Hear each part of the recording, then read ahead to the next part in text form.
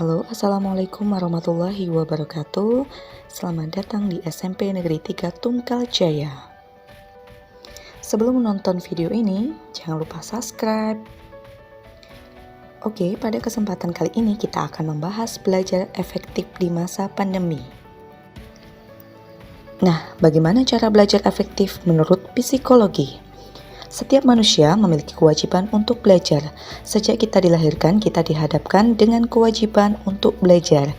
Sejak belajar, untuk makan, berjalan, hingga kita besar kita belajar di sekolah dan juga dari lingkungan sekitar. Meskipun sebenarnya belajar telah kita lakukan sehari-hari, banyak orang yang masih berasumsi bahwa belajar merupakan hal yang tidak menyenangkan. Oleh karena itu, pada PowerPoint kali ini kita akan bahas bersama.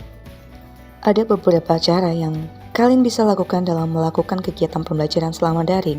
Berikut pembahasan cara-cara belajar efektif di masa pandemi. Pertama, kalian rasakan kebutuhan untuk belajar. Rasa kebutuhan untuk belajar akan membuat kita menjadi lebih bersungguh-sungguh dalam belajar.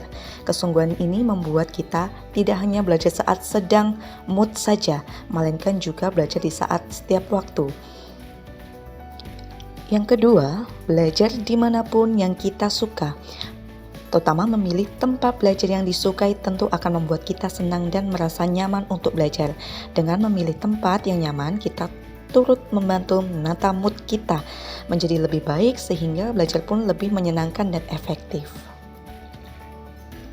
Yang ketiga, cicil pelajaran sedikit demi sedikit. Jika kalian ingin belajar, jangan belajar terlalu banyak dalam satu waktu. Kemudian yang kedua, lebih baik mencicil pelajaran sedikit demi sedikit. Yang ketiga, jangan membiasakan belajar dengan sistem kebut semalam. Yang keempat, bagi waktu belajar. Ada baiknya kalian membuat jadwal belajar dan target untuk menentukan kapan Anda harus menguasai materi tersebut. Yang kelima yaitu berdiskusi. Setiap orang memiliki style belajar sendiri. Ada yang menyukai belajar sendiri di tempat yang sepi, namun ada juga yang menyukai belajar berkelompok. Nah, ini adalah salah satu yang bisa kalian lakukan untuk berdiskusi dan bertukar pikiran dengan teman. Cara yang keenam, cari cara membantu konsentrasi. Ini berkaitan dengan poin sebelumnya, gaya belajar orang berbeda-beda. Jika Anda merupakan penikmat musik dan merasa lebih mudah untuk fokus dengan diiringi musik, jangan ragu untuk belajar sambil mendengarkan musik. Yang ketujuh, pahami, jangan hanya menghafal. Sistem belajar mengajar saat ini lebih sering memfokuskan pada hafalan saja, bukan pada pemahaman siswa.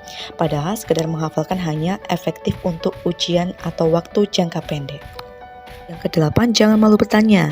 Jangan segan untuk bertanya jika kita tidak memahami sesuatu atau mengalami kebuntuan dalam sesuatu ilmu. Yang kesembilan, coba terus meskipun gagal. Kegagalan merupakan bagian dari pembelajaran. Tidak ada belajar yang benar jika tanpa melalui kegagalan. Bahkan kegagalan dianggap sebagai cara belajar yang efektif karena kita mengalami sendiri penyebab dari kegagalan dan mengingatkan sebagai pembelajaran untuk tidak melakukannya kembali. Kemudian yang ke-10, sukai mata pelajaran. Biasakan kalian menyukai mata pelajaran atau hal yang sedang dipelajari akan sangat berpengaruh terhadap keefektifan dan keberhasilan belajar kita.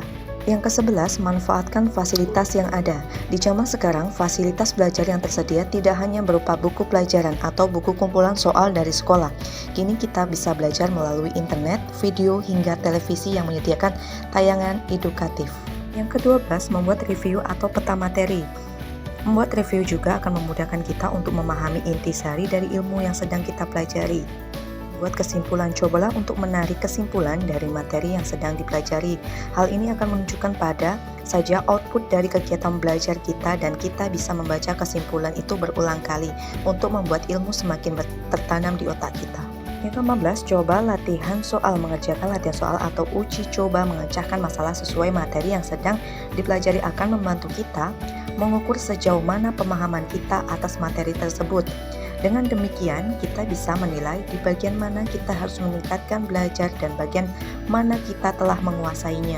15, jangan lupa untuk berdoa.